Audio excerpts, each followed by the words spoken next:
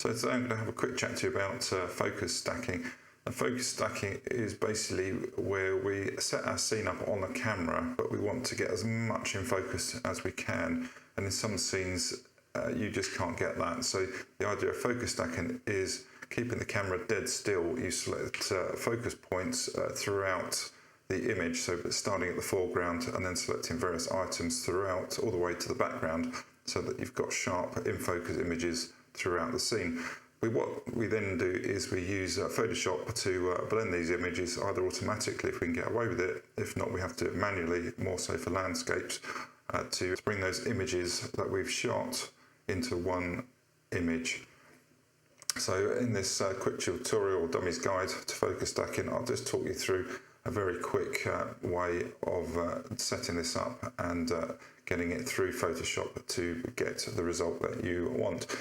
Unfortunately, due to the coronavirus that we're all experiencing at the moment, majority of us are on lockdown, so we're unable to leave our houses and go out and explore the beautiful landscape outside to practice this. So what I've done is I've set up in the kitchen items starting right at the foreground, probably about 30 centimetres away, and then working the objects back all the way to the background, which I've taken 5 photographs. I'll try and demonstrate to you the method of photo stacking, which then once we are allowed to head back outside, enjoy the great outdoors, you can maybe use this video as a means to practice this out there. So what I'm going to do first, just show you the scene that I've set up in my kitchen, and we'll come back, we'll import the images back into Photoshop, and we will show you how to edit these to get the final image. So guys, this is basically my little setup here behind us. I've got a notepad, a coffee cup, some Easter eggs, a bottle of washing up liquid, and obviously the background as well. So we're going to use this as we can't go outside due to this coronavirus isolation that we're in under at the moment, but we can test it out quite happily indoors if you've got a space. Just put a few objects and then we'll position the camera down here.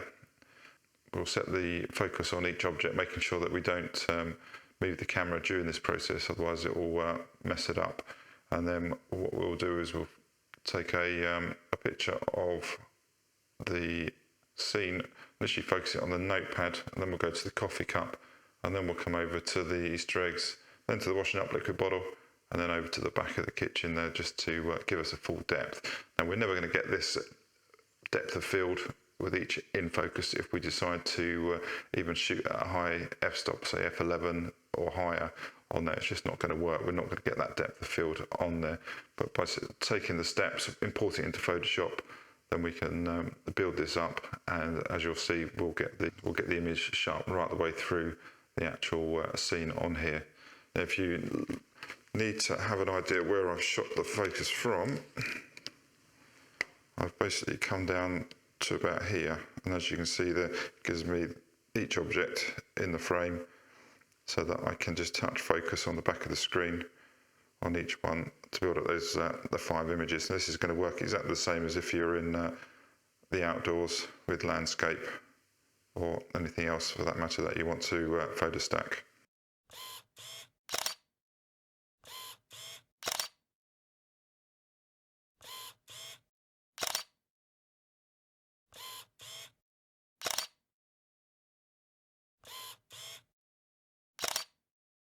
Okay, so we've got our 5 images that we've just taken. So we're going to import the 5 images back into Lightroom now, and then we'll make any small adjustments that we need to before we export them as layers over in Photoshop. So we will head over there now.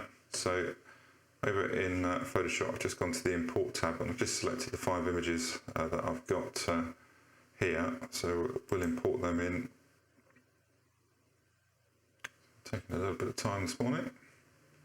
So there's the first one where we've got close up of the notepad, and then we've got the cup, and then we've got the Easter eggs, and then we've got the bottle of washing up liquid, and then the background itself. So I'm just going to go into the first image, just look at development of that, and just see if we need to make any changes. Now this is obviously just for demo purposes, so it doesn't really make too much difference on that. So I'm just going to leave the temperature as it is. Maybe I'll just bring down the highlights a fraction, just increase the shadows to too much. And then if you hold the shift key down and just tap on the whites here and the blacks, it will automatically adjust the white and the blacks for you. If you'd rather do it yourself, if you hold the Alt key down, then just slide it backwards and forwards, you can see it becomes illuminated when it's blown out, so you can adjust it back manually like that. So once I've done it to 1, I might just increase the temperature fraction on that, and just increase the exposure a fraction as well. So we can then come down to the copy, and we're just going to select everything on there, and we're going to apply those adjustments to the other images as well. So I'm just going to select each one and just hit paste, so that then the same corrections to all of these images have been made as well. Now, once that's done, we're going to head straight over to Lightroom. So just holding the shift key down, I'm going to, on the first one and the last one, it will select each one. And then if I right click, I can come up to edit in and then open as layers in Photoshop. And if you don't open as layers, it's going to open each one as an individual file in Photoshop, which is not ideal really, because you've then got to bring them all back in again. But if you open them as layers in Photoshop, it will bring them all in the same project. So we'll do that now. So Photoshop's whizzing away. And there we go. So you can see over here, it's loading each one as a layer. And then it goes to the second one. And we'll just forward the video on very quickly from here, just to make sure that it's done its thing. Okay, so you can see the images now have all been imported down on the right here. And if we hold the Alt key down on a PC and just click the bottom eye icon, it basically disables the layers above it. So the bottom image here is of the units. If we enable the second layer up, it's focused on the washing up liquid bottle. Enable the third one on the Easter eggs. The second one is on the cup. And on the first one will be on the binder. Now, if you notice, as we enable each layer, it's zooming out slightly, and that's just noted this lens is a 22mm prime lens on this Canon M6 Mark II. So you may get that, you may not, depending on the lens. And there you can see that's focused on the binder. Now, first thing I'm going to do is select all images. So we come to the top, and then holding the shift key down, select the bottom image, and then you'll see they're all highlighted. And we're going to come up here to the Edit tab, come down to the Auto Align Layers, and just choose the Auto mode on there. Now this will whiz away, and basically what this will do, it will align all the layers so that they're basically exactly the same. Now, we have the camera fixed on the table here, so there shouldn't really be much movement on there. But if you were doing landscape in a windy condition, then you might find you get a little bit of movement, or certainly if you're hand holding this, you would. And that would sort it all out, but you will find a slight crop on it. So if you think you might have a bit of movement, always allow a little bit around the edges when you take the shot to do that. And actually, as you can see here, it has done a little bit around the edge here as well, which we need to crop in just for that zooming in and out that we talked about.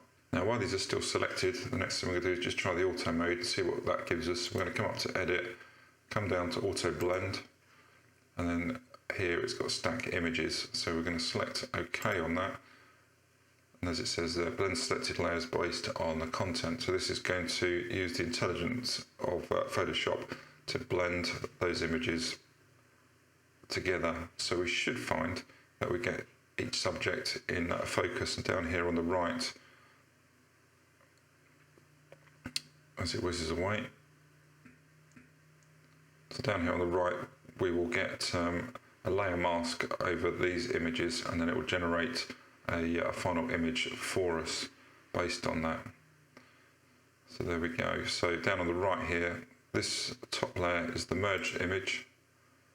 So that's what Photoshop has basically created for us. And down here on the right is, so if we go back to the Alt key again and disable, So this was the units. This is what Photoshop thought would have been the stuff it needed to maintain the focus for the back image. And that's blended with the second image. And you can see it's taken bits, but it's got the washing up liquid bottle, which is the bit that we wanted in focus on here. And then here's the Easter eggs.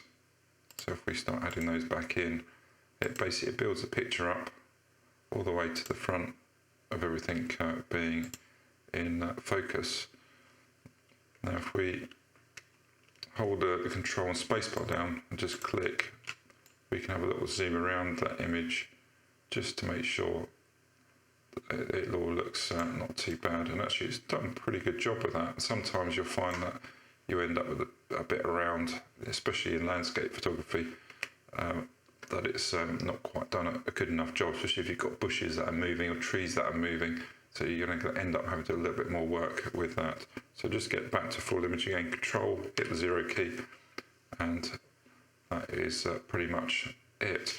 Now what we would need to do to this, as you can see over here on the right hand side, is where it has adjusted there for the lens. It goes out of focus here, so we'd have to come up to the crop tool and just blank that out on there, and over on the left as well. Bottom not too bad, and the top as well. Just click OK on that. Don't select the option up here for deleted pixels, otherwise you would it would basically get rid of that, everything that you've cropped. So if you do make a mistake or want to change it, then you can't, so just leave that there. So click the OK button or the tick, and then that will basically bring our crop back in without it. And as you can see there, it's done a pretty good job for what it is there. We've got the folder in focus, the cup in focus, the Easter eggs, the washing up liquid, and the cupboards. Okay guys, so that's basically how to do the automatic way in Photoshop, and most times it will work quite well. Now you will find occasionally, more so with probably landscape, that you're going to have to do this by hand. And this particular scene is quite tricky because it's got the focus points or reflections in the background as well. So if we want to do this manually, the best thing we can do is come down to the layers here and then just basically name them either from front to back. So this one, for instance, would be background, and then this one would be foreground. Just so that if you do move them around, you know roughly what they are. So if I call that foreground 1, and then we just copy that, Control V, make that number 2, Control V, make that number 3, Control V, make that number 4, and then this background one,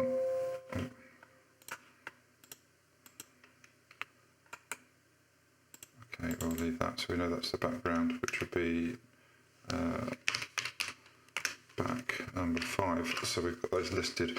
Now the first thing we want to do is come down, hit the Alt key, and just disable everything. So at the moment we've got the background in. Now what we have to do with each layer is come back and basically paint back in the areas that we need to be in focus. So if we look, for instance, at the moment we can see the cups out of focus, Easter eggs out of focus, and if I use the Control spacebar just to zoom in on the washing up liquid bottle, you can see that that's out of focus as well. Now obviously the image is a bit grainy, so it's just a test on there.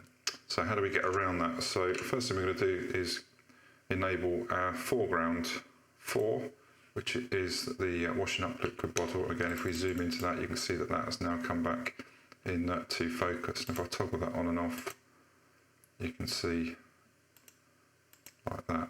So Control 0 to come all the way back out again. Now selecting the foreground layer, we're going to pick the mask option at the bottom here, and then that has basically put a mask over that foreground 4. Now if we hit Control I, that makes that whole layer invisible until we paint it back in. So we're going to select our brush, which is over on the left here. Up here we're going to make sure the opacity is around about 50%, the flow is about 50%, and if we click on there. We can adjust the size of the brush using the square brackets on the keyboard. And we'll have it a little bit smaller for this bit, and then we're just going to zoom in a little bit, and then we're going to paint that bottle back in. So as you see, if it doesn't work, it means that you've probably got the brush set to the wrong colour. So over here on the left, you can see that it is black, so we just hit the little toggle. So we need the white brush on there, so we can toggle it on there, and then once we click back onto here, we can paint back into the image, and you'll see there that washing up liquid bottle becomes sharp again. The reason we use a soft brush, if we use the hard brush, the edges will be quite clearly visible, but here we can paint it back in as needed. And also in this case, which is a nice example, we also need to do the reflection of the bottle as well. Paint that back in. Over on the foreground here, you can see on the layer mask that the white is where we painted that back in, so only that part of the image is visible. So Control-0 to come back out. So we basically need to repeat these steps now for the following bit. So if we select foreground 3, make sure it's selected, hit the mask option, Control-invert, and then the brush tool again. Just going to make the brush a little bit bigger using the angle brackets, and then we're going to paint back in, including the reflection, the Easter eggs.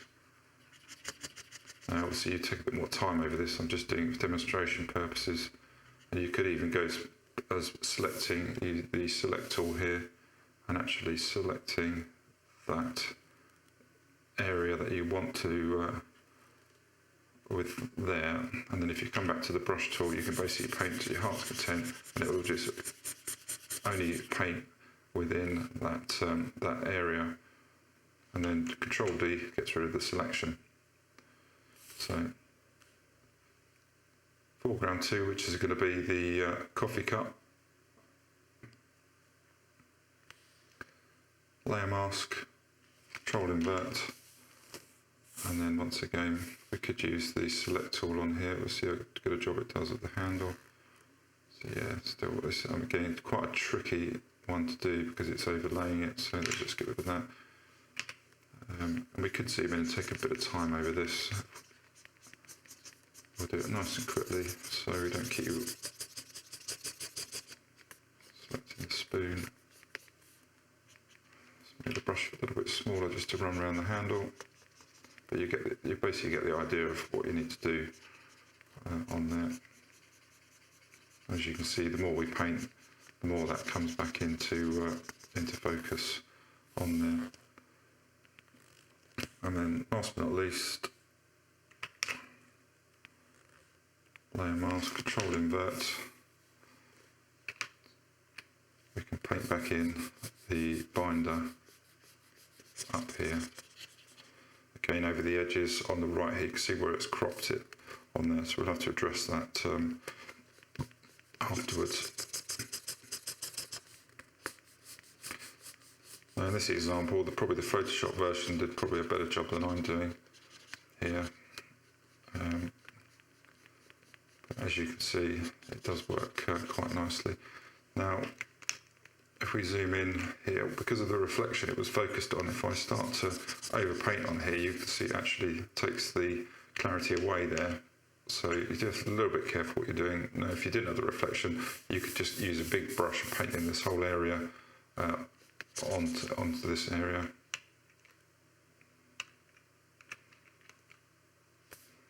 And if you find yourself that you need to go back, use a shortcut or just toggle back to black, and then you can basically paint away that area around that you didn't want on there. Control-0 to come back. As you can see, a very quick example of how you paint that back in. As I say, if you didn't have the reflection here, you could probably use a larger brush and then just stroke right across the bottom of here if it was rocks, for instance, and a landscape image. But for demonstration purposes, you get the idea. By building these layers up, you can then bring back the depth of field from that and have a sharp image throughout. Okay, so just returning back to the auto image that we generated on Obviously the bottom layers here, if you don't need to keep them, you can just remove them, or if you right click and select flatten image, what this does, it gets rid of all the layers, it just gives you a flat file which keeps the file a lot smaller when you export it back out. And if we say file and then save, that will basically save it back into Lightroom. And there you can see that we've got the image that's saved with the detail right the way through it. And then you can adjust it as needed, make other changes to that image as you need to. So guys, that's pretty much it from me. I hope you enjoyed the quick dummies guide to photo stacking. It gave me something to do while stuck indoors in isolation. Something that you probably need to go out and practice in the landscape, just to try a few different ones, because every stack that you do is going to be slightly different. But using those, either the auto mode or using the techniques of the layers and then inverting it and then painting back in the areas that you need to, you should get some quite nice results out of there. So maybe something to practice at home while we're stuck indoors, and then once we get back out into the wilderness where we all love to go out and photograph, you can use those techniques that you've tried to improve your images. So that's pretty much for this tutorial. I hope you enjoyed it. Subscribe to the channel, give it a like if you found it useful. It just helps with my channel. I could do with a few more subscribers. That's it, as I say, for now, until the next video. So stay safe and take care.